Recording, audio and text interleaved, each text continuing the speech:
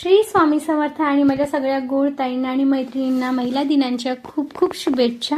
आज women's day special होता, त्यातच आम्ही भिशी पण ठेवली होती की जेणेकरून सगळ्या जणी एकत्र येऊ आणि मस्त छान सेलिब्रेट करू।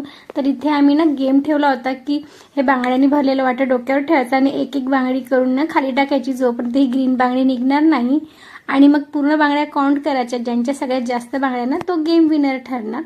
तर इथे प्रभातने चिठ्ठी काढली होती की जेणेकरून नेक्स्ट भिशी कुणाकडे असेल। तर ना इथे मग चिठ्ठी वगैरे काढून आम्ही छान असा नाश्ता करून टाकला आणि मग लगेच गेलो सेलिब्रेट करायला। इथे आईस्क्रीम केक आणला होता आणि तो इतका हार्ड होता ना की तो कटतच नव्हता।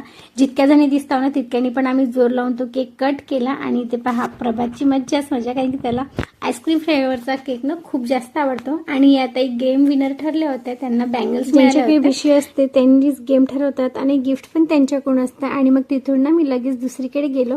यावेळेस ना आम्हाला खूप लेट झालं होतं, कारण की आज क्रिकेट पण होता आणि सगळे जेंट्स क्रिकेटमध्ये बिझी असल्यामुळे ना कोणीच टेन्शन घेत नव्हतं की आजचा दिवस आपला आहे, आपण एन्जॉय करायचा।